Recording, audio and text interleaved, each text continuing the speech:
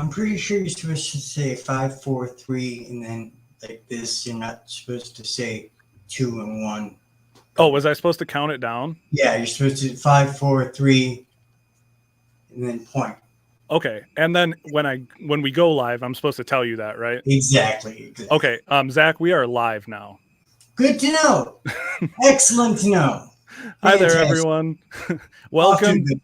Off to a great start. Welcome to the Criminally Mental Podcast. My name is Kody. I'm Zac Galloway, and here to introduce our show is the friend of our show and the host of the VT Network, Deadman. Welcome to the Criminally Mental Podcast, where we talk about mental health and the criminal justice system, with your two hosts, Kody Green and Zac Galloway, currently both on parole and compassionate release. Now, here's the show. I still am kind of tripping over when you had him come in. Now, every time that I introduce him, I kind of hope that he's going to be the guest. And I'm not going to say I'm disappointed that he's not. I'm just saying it's kind of a letdown. I know you were so excited to have him on. One of these days, I'm going to bring him back on, but have him dress and everything just the same and see if you notice. Probably won't. Probably will not. But before we bring on the guest, I figure we should talk about the last episode we did, because it's been a couple weeks. Where the fuck have you been, dog? Yeah. This time, I definitely was the one that needed a little bit of a break. So just for context, everyone who is watching may or may not know that I took a hiatus from all social media. And that actually started with us doing a podcast episode that ended with me having symptoms. And so I wanted to say I did post a clip of that to TikTok, and the comments were really supportive, but especially in terms of Zach's response. I don't know if you saw the video I posted that I tagged you in. People thought you were really, really good about how you responded, and they were really impressed with how easily you were able to tell that I was struggling. And I don't think people realize, some people who know you might not realize that you have worked with me for a long time, but you also had a friend who had schizophrenia while you were in prison too. So it was kind of obvious to me pretty early into the episode that you were kind of struggling, and then it's just the little things you pick up on. We have worked together for so long that I kind of knew that we needed to cut, and you needed a break obviously that night. But ultimately, I'm very glad you're back. I don't know what I was going to do. I mean, I was trying to interview other people to take your place. Couldn't find anybody. It's hard to find a schizophrenic ex-felon that can take the kind of abuse you suffer from me every week. So that's true. That is true. It's got to be pretty hard to find a schizophrenic felon with a past of drug addiction, or maybe not at all, actually. Actually, not so much that, but one that can take the abuse that you dish out, it's tough. Oh, well, that's good to know. At least I know I have job security here. Yes, you are a very good sponge. But seriously, I appreciate everyone being so understanding. The awesome thing that me and Zach were talking about, when it comes to this podcast, Zach and I, oh my God. How hard is that, man? How hard is that? I don't know. You're going to correct me every week until we both die, though. Most likely. No, but when it comes to the podcast and our followers, we do want to appreciate, we do want to take time to appreciate how willing you guys are to constantly come back, because through Zach's medical stuff, my mental health stuff, we have a very hard time keeping schedule and being able to do this every week. We did just have the means to schedule not just one, not just two, but the next 4 weeks of guests. So Mother of God. Mother of God. It is insane. But yeah, so we have the next couple weeks planned out. I'm really excited to talk about those guests. But before we talk about those guests, we should probably talk about the guests we have with us today. How's that sound to you, Zach? Sounds fantastic to me, Kody. So we have joining us today is Johnny Crowder. I actually stumbled on his profile on LinkedIn, and I started looking into him and what he does. So he's the CEO and founder of COPENOTES. COPENOTES? COPENOTES. COPENOTES. And I'm really excited for him to tell us a little bit about it and a little bit about his past, because we love talking about mental health here. We also are huge advocates when it comes to addiction and whatnot. So I'm really excited anytime we can have someone on here who's willing to talk about mental health, because it's a really important part of what we do. And it's always so nice to be able to bring on people who have been through some of the same issues as we have. Yeah, and as Kody said before, just again, thank you for everyone for understanding the whole needing to take a break from Kody's side of the fence. It was really cool. On my page, I had a lot of people come in and ask questions like, "How's Kody doing? You know, where's Kody? Is he okay? We're worried about him. You know, blah blah blah. Come back here. You need to pay for that." I was hearing everything, and it was really very refreshing to know that people actually do care about you, Kody. That was kind of a shock to me. Yeah. So thank you guys out there for understanding and caring about us. Exactly. And that's why, like I said, it's so important for us to bring on other people who understand the struggles of mental health. So without any further ado, we have Johnny Crowder joining us. How are you today, Johnny? I am pumped up. I was traveling for a conference this week and I ate like garbage. So the first thing I did when I got home was eat salad. And I feel like I paid penance for like a week of coffee cake, basically. So I'm feeling refreshed for sure. Awesome. Well, we are super pumped to have you today. And just before we get into the Q&A, can you just tell us a little bit about you and your company COPENOTES and what you do with that? Yeah, so the short version is that I grew up in an abusive household with a bunch of different mental illnesses, basically the sampler platter, so like all sorts of different diagnoses. And I went to school for psychology. I was in treatment for a long time, / still am. I'm still in therapy right now. And I started a company called COPENOTES 4.5 years ago. And really, this was my third attempt to build a peer support resource that could scale infinitely. Fortunately, this one is actually working. And basically what we do is send randomly timed text messages that are written by peers with lived experience. And over time, those messages train the brain to think in healthier patterns. Awesome. So just like, can you give sort of like an example of what someone might receive throughout the day? I mean, yeah, so we have, we try to purposely make every text really easy to understand and short. And some of them contain psychology facts or journaling prompts, exercises. So a lot of it is like health education information, but I can look in my COPENOTES text thread right now and see if there's a good one in here. If you go to copenotes.com, like right at the top, there's a week's worth of text messages. There's a phone, so you can like scroll through if you want to see. Oh, I really liked this one. So I can be very critical of myself. And there's a text that came in on Monday at 1:03 p.m. and it said, "Your inner critic is the voice that spends all day pointing out the negative side of things. But remember this, you always have the power to talk back."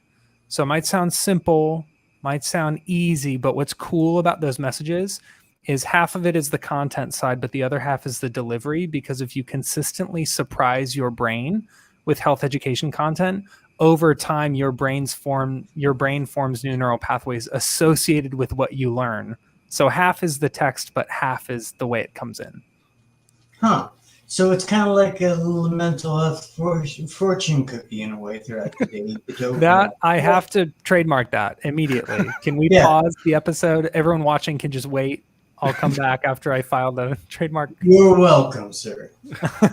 I love that. That is a very good way to sum that up.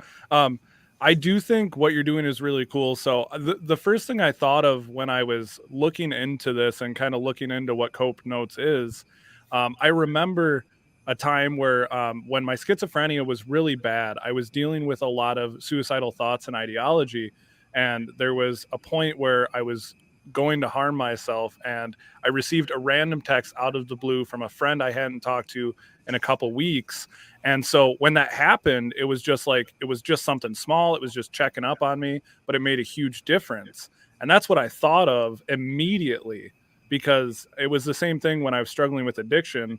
There was one time where shortly before I got sober, my brother reached out to me, and it was at the most opportune time. And so those were the two examples I thought of right away. Was there something like that that led you to think of this idea, or was it more something you just worked on over time? So, first of all, thank you for sharing those stories. I hear stories like that all the time. And it's so funny. People will say, like, can a text message really like alter your brain chemistry? Can a text message really change your behavior? I'm like, bro, what? Of course. Like, we hear stories all the time like that. I think for me, like, so I went to school for psychology and I was studying neuroscience and abnormal psych. So keep in mind, I'm literally in treatment at the time and going to school for psychology. So my whole world is learning about how the brain changes, Yeah. cognitive restructuring and neuroplasticity. So Samantha just said in a comment, those messages sound super helpful for snapping people out of negative feedback loops. So check this out. I don't want to get too sciencey, but I'm a huge nerd. I love this stuff. I literally gave a TED talk about the neuroscience behind COPENOTES. So that's how much I care about this stuff. So what Sam just said is that basically what we're doing is delivering ecological momentary interventions, or EMIs, and they're like these little zaps to stop automatic negative thought in its tracks and encourage you to challenge that thought. So I became fascinated with neuroplasticity and brain training, and I was like, how could we make it literally, I'm not joking, Kody, when I first started COPENOTES, I was trying to place sticky notes around my house to surprise myself, but just like you can't, it's hard to tickle yourself. It's hard to surprise yourself. So I wanted to create a system that could surprise my brain. Can you tickle yourself? I think that would make for a great episode. You know what, though? The funny thing is there's a study that was done where because people with schizophrenia have like more dopamine and excess of dopamine, they are able to tickle themselves. And I get that question on TikTok a lot. So it's funny you bring that up. No way. Yeah. So that's something that I was like, yeah, apparently most people are not able to tickle themselves. Which I can tickle my feet. Okay. Yeah. See, weird. But that's basically it. Weird branch to get off on here, but yeah, that's something. It was an interesting statement, and I wanted to address it. So. You just wanted to elaborate a little more? A little bit. So when it comes to your story, Johnny, how important was it? I know you said you were going through treatment at the time that you were going to school. How big of an impact did that have on what you decided to do? Because when you go to school for what you went to school for, there are so many job opportunities, a lot of options for what you can do. What made you decide that you wanted to do something for you, like a company that you could do, that you could be in charge of, that would help people in your own way? Dude, this is going to sound like a non-answer, but I don't feel like I ever decided that. Like, really? So I went to school for psych, and my band, so I'm in a metal band, and my band got signed while I was in school still. So I had to finish my psych degree on tour. So I figured, my plan was to just do music forever. And I was like, I guess I'll never have an actual job in behavioral health. But then I started, instead of getting a job in behavioral health, I started volunteering. So this is like 2011, I started serving on nonprofit boards and volunteering, doing peer support and public advocacy. So COPENOTES, the company, is just a byproduct of doing volunteer work for like 10 years and being like, we need to scale this in a way that we can't scale volunteer work. Like there has to be some kind of tech behind it. Yeah, absolutely. And we had a question here from someone who was joined us today. Brittany Smith wanted to know, is COPENOTES like an app? So we've talked a little bit about how it works. Can you tell us more detail how it works and kind of how people can sign up for it if they're interested? Yeah, so it is like an app, but it is not an app because it's all text messages. And the reason why we do texts is in large part because of health equity. So there are people all over this country and in other countries who don't have smartphones. So for years, the behavioral health industry has said, hey man, listen, if you don't have an iPhone 13, like sucks to suck, like good luck. I hope you find something good. So we knew that we wanted to make it accessible to people without smartphones. So if you just go to copenotes.com, there's a little banner at the top. You type in your phone number, you press text me, and we text you once a day for a week. That's like the free trial thing. And the whole point was to, this is the other thing I'll say, is like when we were looking at making it an app, we were looking at the likelihood of someone reading an app notification versus a text message. Yeah. And there's a 2% chance that you'll read an app notification and a 98% chance you'll read a text message. So we were like, oh, if we actually want to impact people. Unless you're Kody Green and then he never reads. I can get pretty bad at it too when I get focused. Yeah, technology in general, I'm just so bad at responding, which anyone... Well, I talk to your mom more than you talk to your mom. You know this, right? You realize that? On a daily basis, I talk to your mom. Yeah, I know. I'm horrible. I get so busy, and when it comes to technology, I use it for work, I use it for advocacy, and then I get off of it. I forget to message people, get back, and so something like that, I will check. I'm the type of person who checks all my messages and just forgets to respond, but that's perfect for me. So like something like that. So yeah, what you just said, Kody, the cool thing about COPENOTES is that, so a lot of resources require you to respond or interact, but this is something that you can use passively. So even if we text you 2 or 3 sentences, you read it, takes you 8 seconds to read that, 10 seconds, and you don't reply, it still makes an imprint on your subconscious. Absolutely. So it doesn't require that like manual decision to engage. That's really, I mean, the concept seems simple enough to me, and it is really cool. I'm curious as like, is it tailored to individual specific needs, or is it kind of like a generalized positivity sort of text? So good question. Well, I will start by saying when I started COPENOTES, I wanted to make a different track for everybody. So there'd be like a bipolar 2 track. There would be a depression track. And then over time, we started doing research with a university in Central Florida called University of South Florida, even though it's in Central Florida, which doesn't make any sense. When we started doing research with them, we realized a lot of the brain's needs holistically are the same, even in people who have different diagnoses, even in people who are living without diagnoses. So instead of focusing on diagnoses themselves, we started focusing on common habits and triggers. So we'll send text messages about body image and relationships, communication, financial anxiety, guilt, shame, loss, grief, like you name it. So because we're taking a comprehensive approach, the reason why we wanted to do this is so that when you sign up for COPENOTES, you don't have to enter all of these pieces of information about yourself. Like, check this out, dude. I have gone to sign up for resources and I had to fill out a freaking questionnaire where I have to tell them about all my diagnoses and everything I've been through. And I get so overwhelmed. I get so anxious about using it that I close it out and don't use it. So we wanted to make the sign up process simple and the care holistic so that you don't feel the burden of having to like divulge all this information right when you start using a tool. Now, just for me and all of us who didn't go to college, you use the word holistic. I think of that weird girl who smells kind of funny and sells candles at farmer's market when you use that word. So break that down for me. What does that mean in this sense? I think that's so freaking funny. I know that girl that you're talking about. Yeah, I sat next to her in calculus. So holistic, basically we mean comprehensive. So check this out. For example, when I started using behavioral health resources regularly was probably high school.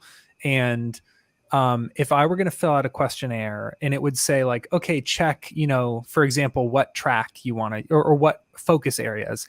And if OCD was listed as a focus area, I'd say, no, I don't have that. I mean, I count my Cheerios and I don't step on cracks and I can't sit near windows and I haven't touched a person in 6 years, but I'm just particular. I don't have OCD. Yeah. So I think by taking a comprehensive approach, we're able to help people in areas that they might not even identify that they could benefit from help in. I think that is really important with what you're doing because Samantha asked with it being something that can obviously help with like depression, anxiety. They said, could COPENOTES also help someone with, like me, with schizophrenia? And I think what you're explaining here sounds a lot like, just by making it something that is more particular to what people experience, grief, loss, situational things that everyone with all mental illnesses can struggle with, you're actually being able to tailor to everyone, even people who may not be diagnosed yet or maybe misdiagnosed. And so that's really important for someone like me, who I went 2 years undiagnosed. And in that time, I did try to reach out for resources, and they were all tailored to a non-diagnosed person. So I wasn't getting the help I needed because I wasn't diagnosed with anything yet. So I think that's really, really important that you're able to, I don't want to say generalize, because you're not generalizing. You're being able to pinpoint more situational. He's making it holistic, Kody. Yeah. Can you smell me when I say that? Not over the camera. We're holistic, man. Yeah. But like, I guess I see the importance of that. Do you have an idea of the amount of people with different diagnoses that use it, or because they don't like sign up, like they don't have to divulge all that information? Do you have any statistics about the amount of people that use your service that are struggling with certain mental illnesses or anything like that? So we don't collect any of that information, but people do offer it to us anecdotally. Like we'll get someone will give us a testimonial, and they'll be like, I live with bipolar 1, or I live with paranoid schizophrenia, and this is the area of my life that it's helping me in. So what I do know is that we serve thousands of people who are living with multiple diagnoses like me, and thousands of people who are living with no diagnoses whatsoever. Because Kody, what blows my mind about the 2 years thing that you said, on average, it takes 11 years between onset of symptoms and engagement with care, which means that people go years undiagnosed. And right now we have a system, like you said, where it's like, oh, do you want a schizophrenia pamphlet? And they're like, I don't even know if I have Can you just help me, even if I don't know what bucket I fall into? Like, it's tough when you don't neatly fall into this like bucket of symptoms that will make it easy for the healthcare system to categorize you. Like, humans are complex, dude. Well, and a lot of people experience misdiagnoses too. So the reason I only really went 2 years without a diagnosis, as soon as I wanted to get a diagnosis, as soon as I was ready, they were able to look at my mom, who was diagnosed with schizoaffective disorder. And it was very easy to tell that the genetics had played a part in my diagnosis. Yeah. And so I was able to get help very quickly. But a lot of people, my mom is a perfect example. She went years diagnosed as bipolar. She was later diagnosed with schizoaffective disorder. So for years, she was getting incorrect treatment. She was going to therapy for bipolar disorder, which she did struggle with, but it wasn't solving the issues. And so when you're able to allow everyone to use it, even people who may never have a diagnosis, I feel like that is a really important thing for some people who definitely struggle with mental health, but not to the point where they would ever need a formal diagnosis or even medication. Yeah, I think right now our healthcare system says, figure it out, and then if you get bad enough, call us. Yeah. And I'm like, what about the in-between? What are we doing for those people who don't have the money, or who don't have the clarity around what their diagnosis would be, have mistrust? Like, you're asking a paranoid schizophrenic to go to a doctor and tell them all my personal information and trust that they're going to do the best thing for me? Yeah. What? My biggest delusion when my symptoms first started was that everyone around me was trying to get me put in a psych ward and locked away forever. And so for 2 years, I refused to even go into a hospital if I was sick. I could have literally been dying, and I would have refused to go into a hospital. It got so bad to the point where I thought my wife or my mom were trying to like sedate me so they could bring me in. And that's actually what started my addiction, was I was using drugs as a way to stay awake so no one could put me in the psych ward while I was asleep. Or I don't know what my thought process was, but that's how it all started for me. And like you said, someone like that isn't going to go sit in an office and be like, hey, I think I might be psychotic. What do you guys do for that? Yeah. So you obviously do a lot for mental health and that sort of thing. I did a little bit of research on you because Kody sent me a link. do you do a lot of speaking events as well? And if you do, what sort of topics do you touch on with those?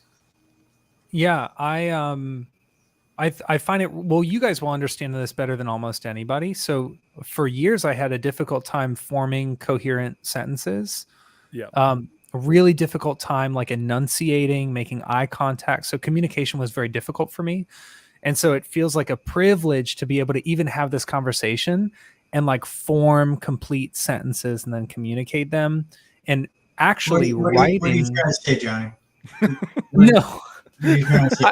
I mean, I feel fortunate to be able to have a conversation in real time, because for a long time, because I couldn't communicate verbally, I had to write everything. So I would type it on a computer, like in a document, or I texted. So now being able to speak, the good thing about speaking is my background is writing, because I spent so long having to write to put my thoughts into words on paper. So speaking is just kind of the next step. And I started doing public mental health advocacy in 2011. So it's been over a decade since I started, and I speak at several events a month. It's like so much fun because you get to just smash people's, like we were talking even before we started going live about like the perception of mental illness in media and TV shows, and people have this like preconceived notion. But then when I go speak and I tell them like about, let's say, a really boring hallucination that I had regularly, which was that, I'm not joking, that I owned a printer. And I had such a pervasive delusion, I mean, for years. And I use stories like that to show people like, it's not always like, you know, snakes in my skin or whatever. It's not always like something that you would see on TV. Sometimes it's different. And I love Was it a magic printer? No, my dream, not my dream, my hallucination, my delusion was literally that I owned a printer, and I would have sworn that I had used it over and over again. But everybody that I, like my roommates, my family, were like, "You've never owned a printer." And I was like, "This is the most boring delusion ever.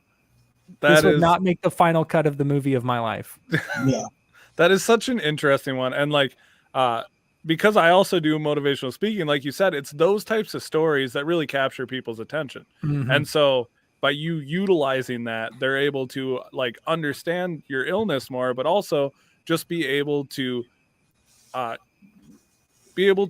look into what you deal with day to day, even if it's not something insanely crazy. A lot of what I share on YouTube and TikTok are more of the captivating stories, the bigger stories. I don't ever share like those smaller hallucinations or delusions. And I think that's actually really interesting that you share that, because I'm like, when you said it, I was like, once you say it out loud, it is one of those things where I'm like, that's really interesting. I would have never thought someone would be delusional about the fact that they just own a printer. Like, now my question is, have you since bought a printer? Or I mean, yes. Did that I mean, I think I have a printer.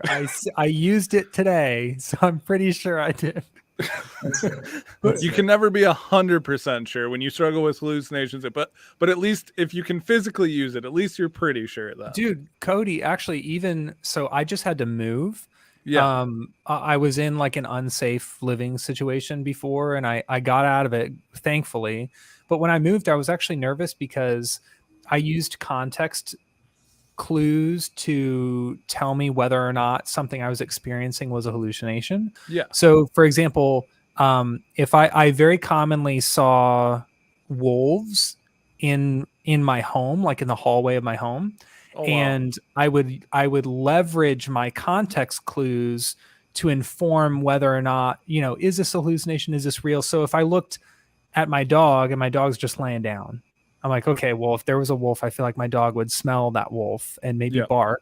And then my sister's just chilling on her phone. I'm like, okay, well, I feel like we would all be in a state of panic if this was a real wolf.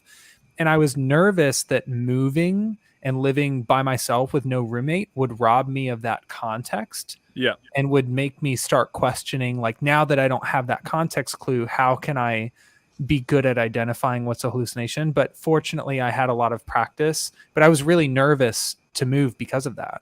Yeah, absolutely. So, I'm gonna interrupt you, Kody. What is a context clue? for the audience? What is that?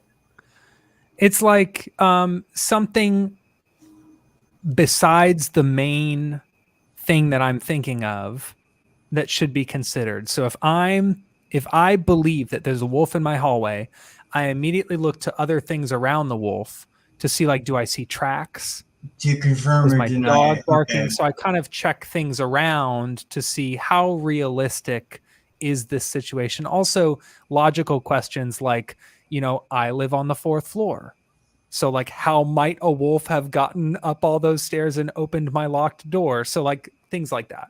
I got you. Okay. Yeah, and so just to solidify that idea, I've done videos specifically about checking reality with my phone. And Zach, you're probably also familiar that I have a service dog who is trained to greet people, and if she doesn't greet people, then I know they're not there. So there are That's tools that awesome. I've actually come to use that are just like that. It's just for checking reality. And stories like that are really impactful because people don't think about how you deal with that kind of stuff day to day. And what you were talking about is actually super impressive. The fact that you've gotten to a point to be able to identify clues to what is real and what isn't is something that I, as a person with schizophrenia, still struggle with because Yeah. I've had to use more like interactive tools. I have a very hard time drawing conclusions. Anytime I struggle with hallucinations, it comes with quite a bit of paranoia. And so, or quite a bit of delusion, I mean. And so, even though, like you said, I should be able to understand that someone in my house who I don't know shouldn't be there, it's one of those things that I haven't been able to figure out why it doesn't make sense to me in that point in time. And so, Yeah. for you to be able to, I'm guessing with the help of like treatment and stuff in the past, to be able to recognize that kind of stuff is huge. And I don't know if that's something you've worked with your treatment team on, or if that's something over time you've just developed, but that's incredibly impressive. Dude, it's reps, like not only in treatment but also out of treatment, like reading articles and watching TED Talks and like trying to educate myself. Like, because keep in mind, so I started treatment when I was in high school, Yeah. and I'm about to turn 30. Yeah. So I'm 15 years into getting a handle on my mental health. And I think probably for the first 8 or 9 years, I had even more than that.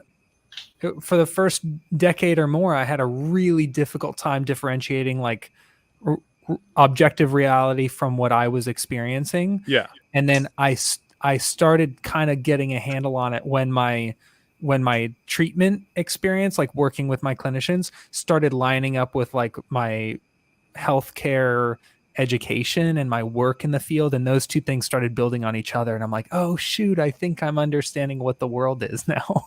Yeah. Or getting there.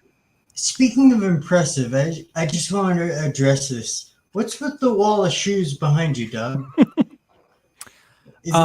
So I'm not sure if you've ever had guests talk about eating disorders before, but I had some pretty severe eating disorders in high school and even like post college.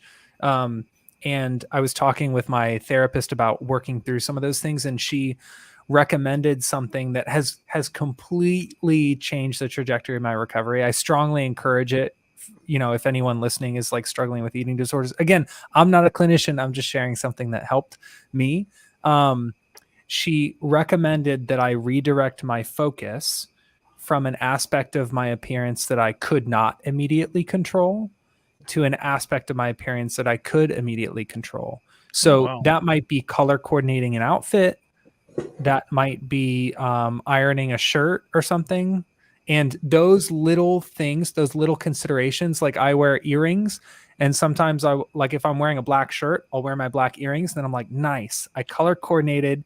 There's alignment there. And then my focus is redirected from my body shape, for example, or whatever flaw I think my body has, to something that is creative and artistic. So sneakers have been like a manifestation of that.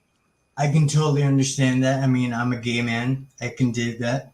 So you can dig the fashion side of it. Yeah. I think I've heard people also reference stuff like that. And we haven't had anyone on here talking about eating disorders in the past. We should though. Why haven't we? That's a really good question. We honestly should do an episode about that, because that is God, we suck sometimes. we suck sometimes. No, come on. But I think I've also heard this, and correct me if I'm wrong, I've heard a very similar thing about people who get tattoos with eating disorders. They use it as a way to feel more comfortable in their body and be able to be more expressive with how they look. I myself, I get tattoos because I have a little bit of body dysmorphia. I've never liked my body, and so getting tattoos has been a way that I express myself, and the more I get, the better I feel about my body. And so that's something I've heard, and I've never struggled with an eating disorder, but I have with body dysmorphia. Yeah, so totally same boat with the tattoos. Like ever since I was little, I knew that I was going to be covered. And I'm not joking. Like now I look at my hands and I think like, I love my hands. Yeah. I love my hands. And that feeling of like turning. Now I would make the argument that human bodies are art. Yeah, They're like absolutely. fascinating functional art.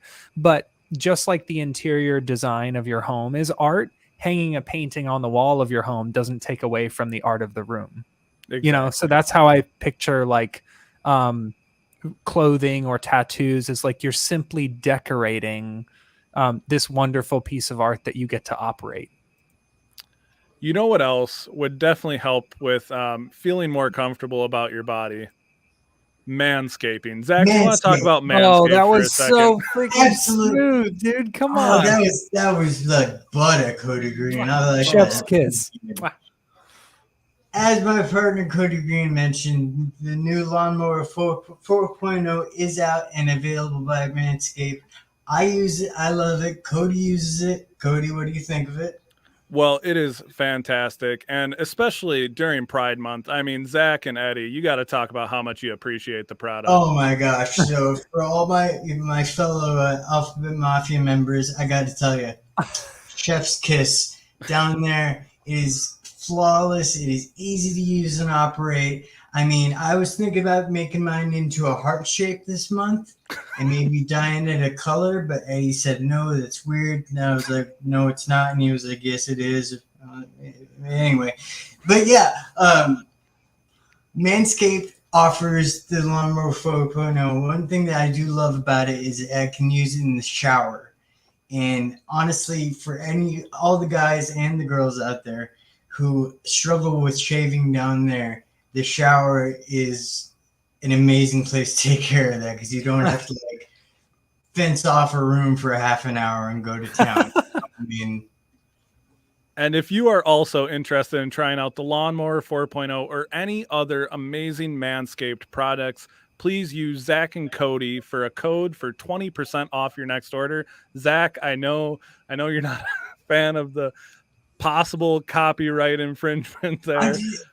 I'm just waiting. I mean, I'm Jewish, you know, so I know there's a lawyer out there somewhere just waiting to hit us with a copyright infringement for Zac.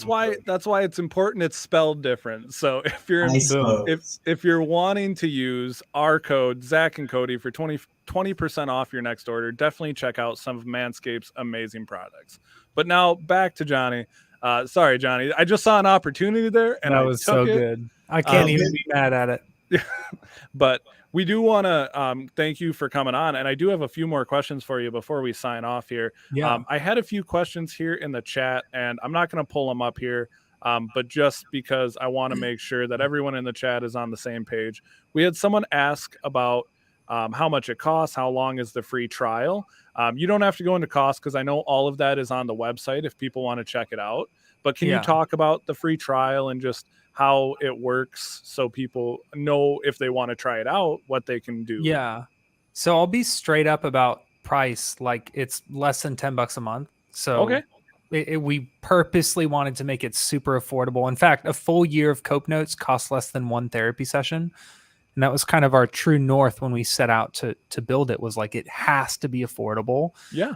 And then the free trial, what I think is really important to mention. So the free trial is 7 days. So it's 1 week long, and it's one text a day at a random time.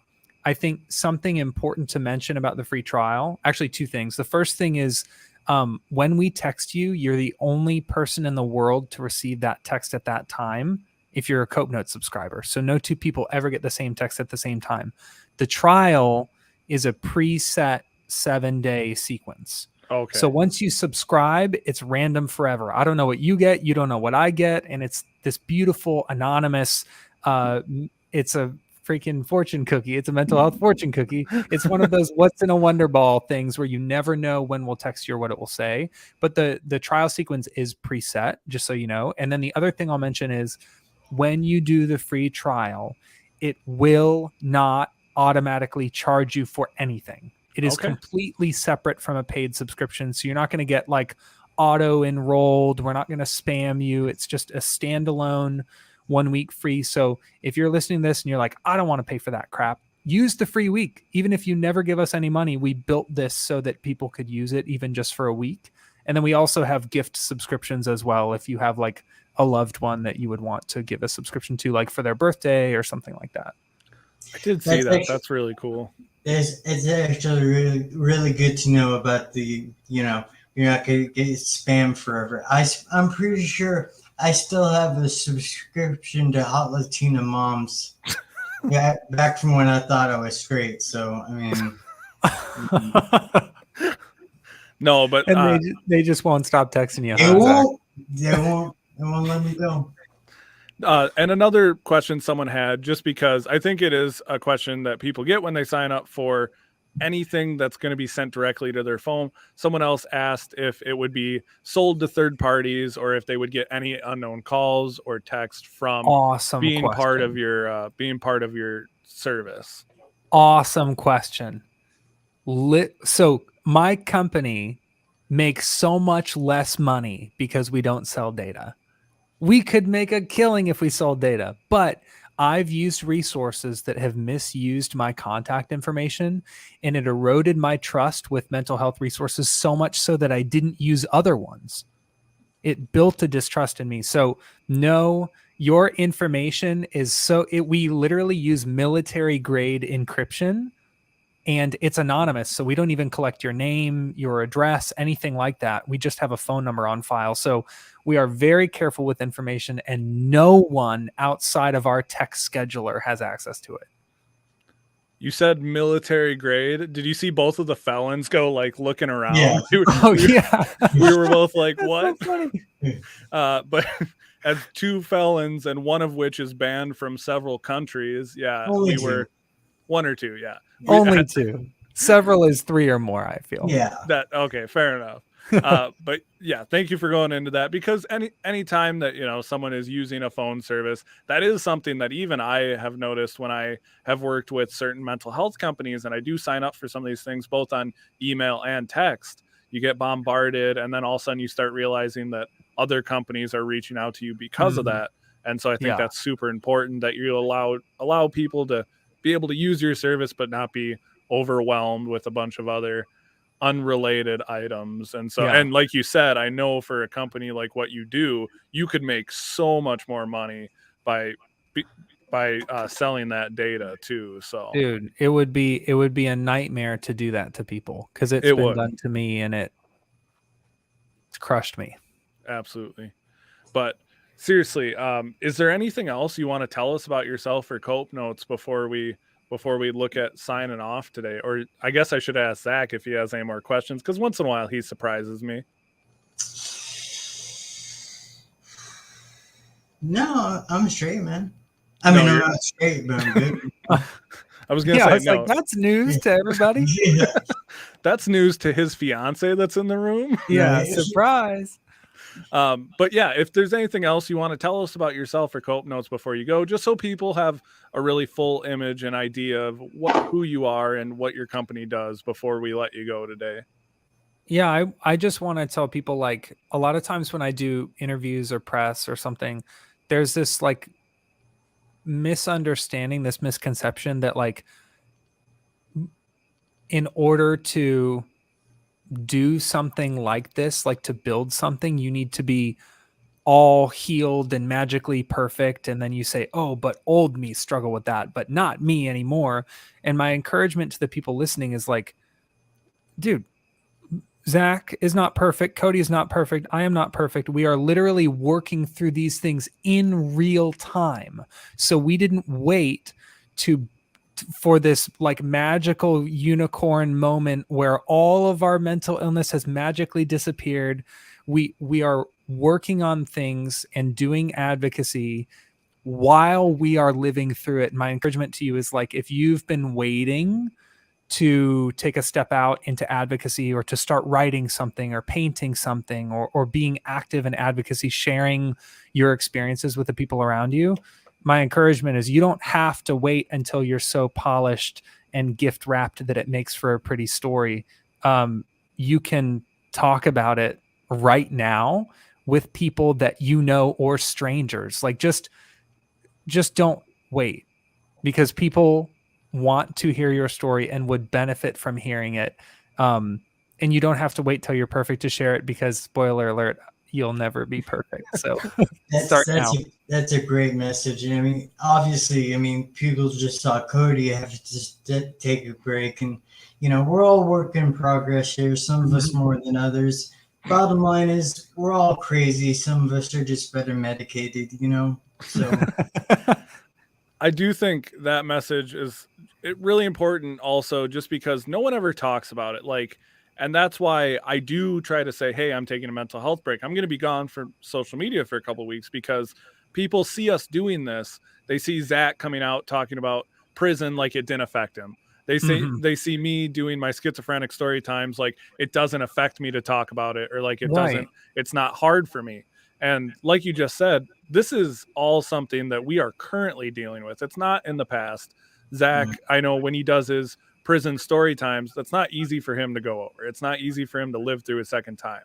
When I talk about hallucinations or delusions I have, it's not something that I thoroughly enjoy, but it's something that's important for other people to learn about. And so, like you said, if this is something you're interested in doing, whether it is starting up a really awesome company like you have, or if it's advocating online, whatever it is, just do it, because that's how we all got started, and that's the most important thing. Amen, dude. But I think unless anyone has any questions here, we were answering a lot of the questions as we went. Oh, Zac, did you have a question? No, I want to talk about the reviews. Oh, that's right. Yes. So before we go, we were talking to Johnny about how important it is for reviews on podcasts and everything. And before Zac shares one of our podcast reviews, Johnny, could you actually just could you mention your podcast here really quickly, so anyone who wants to hear more about what you're doing and who you are can go follow your podcast as well? Yeah. So wherever you listen to podcasts, if you search the COPENOTES podcast, there's about 40 episodes, and it's me interviewing regular old people. So these are not clinicians. These are not researchers. These are like nannies and tattoo artists and barbers and drummers and just regular old people about their mental and emotional health challenges and how they overcome them on a daily basis in their job, in their home, in their social circle. So if you're interested in like laid back conversations about how to overcome mental health challenges from everyday normal people, well, normal, I don't think any of us are normal, but from everyday people like us, if you search the COPENOTES podcast, you'll find the show. And if I could recommend an episode, the most recent one with Dustin Belt was really interesting, because he has a story about playing guitar in front of the president and feeling he felt like, what if I screw up in front of the gosh dang president? So some really interesting stories on there for sure. Awesome. So we used to have a bit that we did on the show where I would pick a review that somebody left that I liked, and I read it on here. We're going to start doing that again. So if you go to the Criminally Mental podcast and leave a 5-star review and actually say something, we might pick and read it out there. And today's review comes from Sladimir. Zac is the eye candy I'd spend the night with. Kody is the intellectual that I'd let meet my parents. Together, they form an informative and entertaining podcast that came right out of my wet dreams. Keep doing what you're doing, and I'll continue to listen to this podcast behind closed doors. That is amazing. That is Good awesome. grief. What a ride. That's And in honor of Awesome. us going over one of ours, I'll read one of Johnny's too. So I was looking through Johnny's comments here, and we have someone who commented on his podcast that says, Johnny finds a way to make you laugh about dark topics and can tell he genuinely cares about his subject matter. A must listen if you're needing a friend through another line. So that's super cool. And as I'm flipping through these, I see a lot of awesome reviews. So keep doing what you're doing, Johnny. We love it. Dude, I appreciate it. That's so sweet. I think it's not quite as sweet as the eye candy comment that Zach got, but it's like just underneath that in terms Yeah. of sweetness. it's approaching. It's up. Yeah. Now, Zach, how long did it take you to type that up before we got on here? At least a minute and a half. I was just quickly going, you know. But seriously, Johnny, thank you so much for joining us today. We really do appreciate it. Be sure to check out more of Johnny's content. Also, check out COPENOTES. If nothing else, do the 7-day free trial. You might find out it's something you really need in your life. I know I'm already doing the free trial, and I love it. It's super beneficial. I do love spontaneous messages throughout the day. So if you guys have any other questions for Johnny, definitely check out his Instagram at Johnny Crowder Loves You.